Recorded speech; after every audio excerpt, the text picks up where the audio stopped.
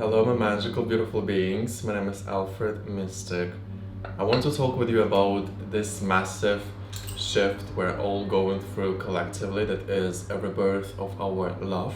I have some cards in front of me. I did a tarot reading for this situation, and the first card I received is death. Nothing to be scared of because death is transformation. This is evolution. We open the door into the unknown, and yes, it's scary because we don't know what to expect, what is behind that. Because new questions will rise. What's next? What am I? Is it the right person? Also, if you don't have a partner, we are talking about love that is within ourselves, that is outside of ourselves, because love is absolutely everywhere. Love is always accessible, and there is always an opportunity for rebirth. So this death card represents our evolution, that we are ready right now to make an action towards evolution of our relationships. It's time to observe and analyze and decode all the patterns, all our emotions and feelings that are bringing us down, that are bringing us up. Yeah, we want to know our spectrum. And the second card and the third are, well, they are intense because we have manifestation of anxiety, of fears. We have the moon here that is the anxiety, this scary stuff that we are experiencing in our love life, yeah?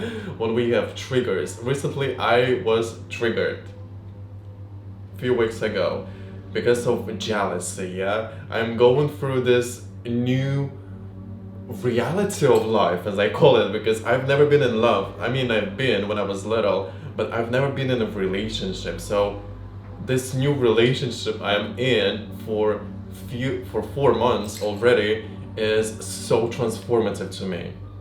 And I am so happy that I took my time alone to connect to self, to understand how do I transform, what are my cycles and phases, what are all these creatures within me, how do I love every part of me. And then I just manifested. This other card is about manifestation.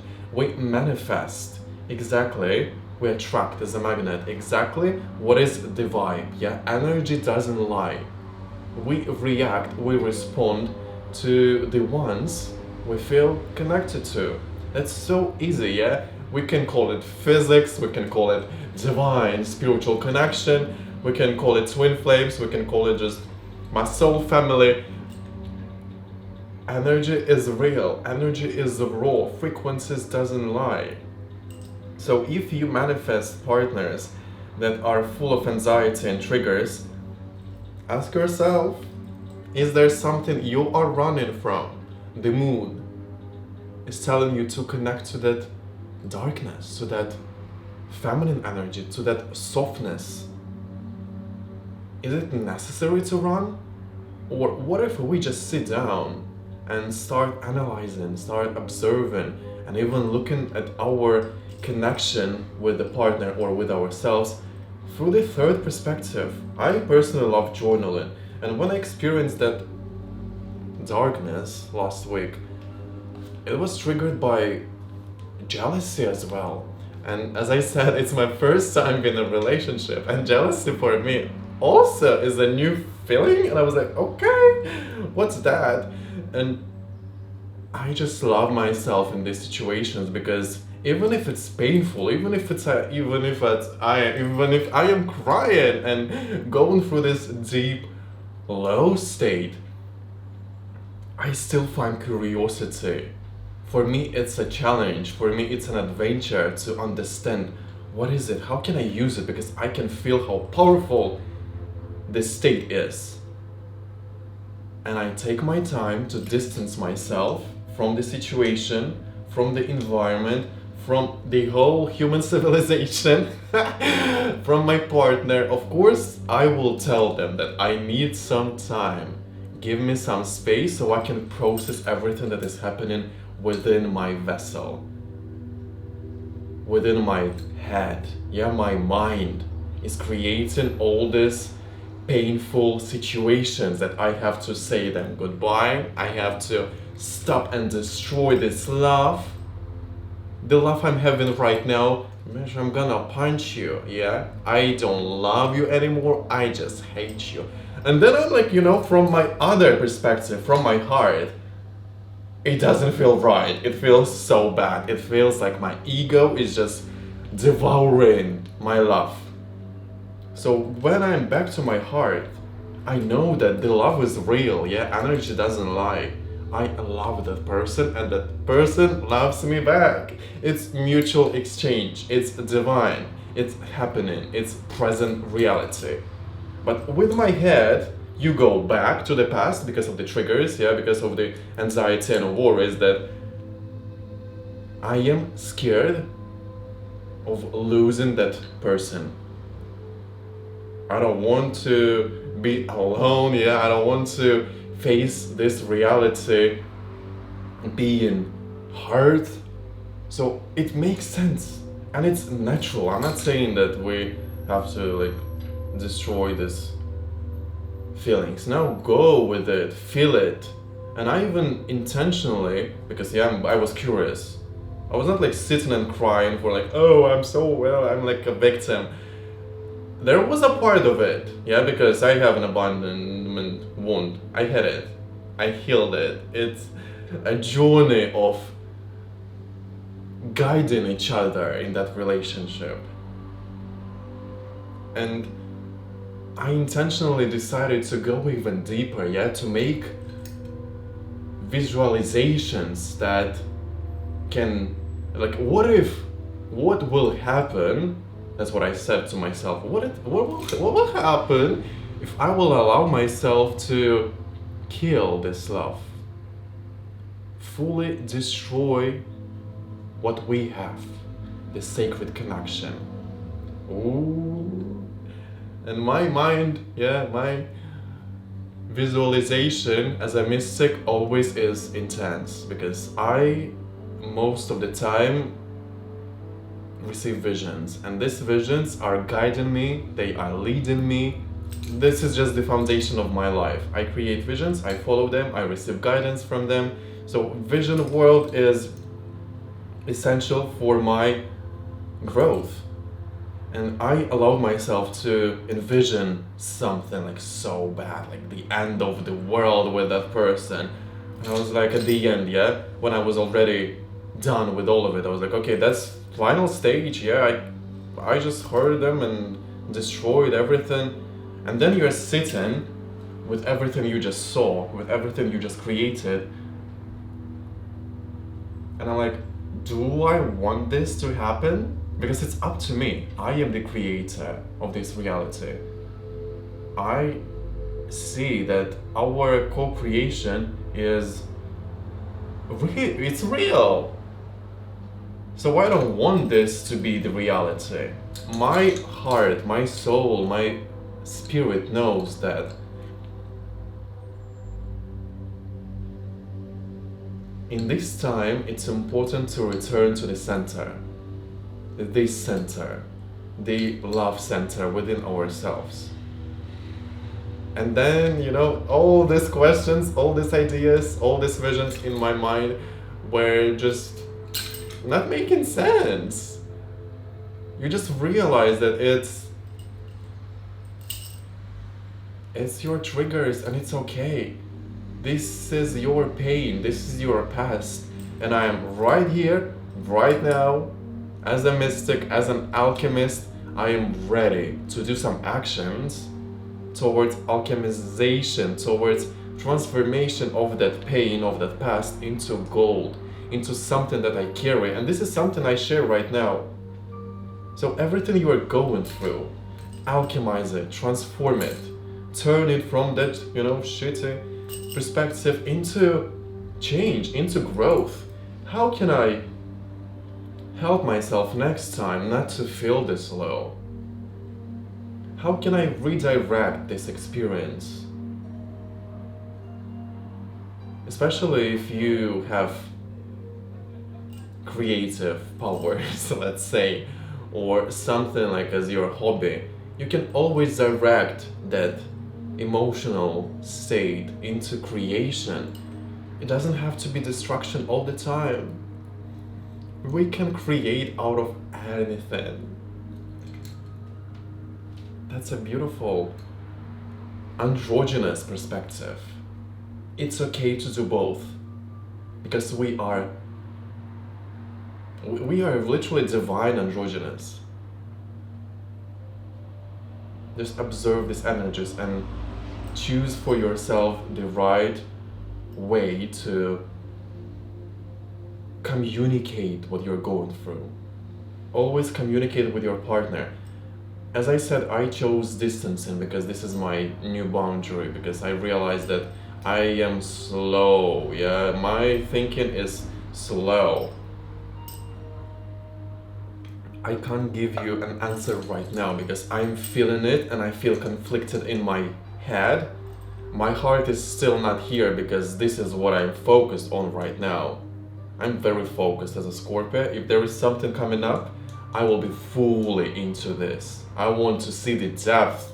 That's why I challenge myself and intentionally even go to even deeper situation. That is not real, but I just create this destructive vision for myself so I can see how far I can go with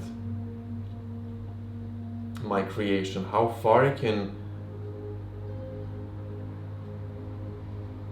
how much I really love that person, how much I love him. And I do love him so much. Happy. Okay. These are my happy sounds. Let me drink some black tea. Another card we have here is about facing yourself. That's great, yeah. We face the reality, we face our partner, but what about facing ourselves? What about that center? Yeah, that core within ourselves that is always accessible, that is always reminding us that love is here, love is always present. It's not just in the past, it's not in the future, it's here. Our mind can create this idea of time. That's why we're like, oh, before this happened, and now they are doing this and that, and what if that, and we just create these scenarios that are entertaining for us, yeah. For our spiral movement of life. It's just fun. But is it necessary?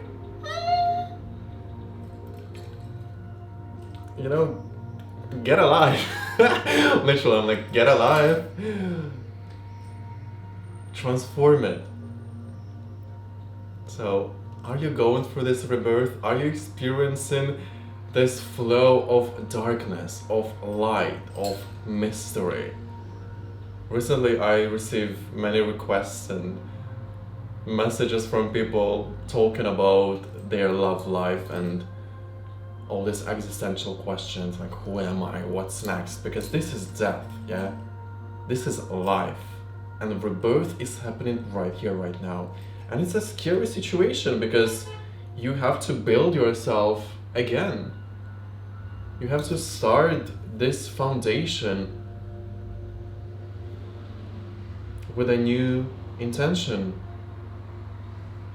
So I want you to just know that the moon is always, it's always there, and our anxiety and our fears and worries are always there as well. We can change them. It's about the way we respond to them, not really react, because when you react, it can be mass, it can be so chaotic. But if you know what is the right way for me next time, if something like this will happen again, the triggers, the fears, how do I respond? Not react, but how do I respond to the situation? I can do it, yeah? Always also empower yourself. I know it's not easy to empower yourself when you're on the lowest point, because you just want to destroy everything. But let love and light you have in your life through any source, yeah, through a person, through animals, through plants, love to self. Love has all the ways. It's always accessible. So if you are in that low state, remind yourself that there is, yeah, the end of in the end of the tunnel there is the light, and this is what helped me to get back to the light, because when I was there for 4 days in that low state last previous week, I realized that for the darkness, the weakness is love. It is light. And the same for the light and love. The weakness is darkness. This is androgynous co-creation. They can fight, they can create, they can have. Love, yeah, that is sexual as well.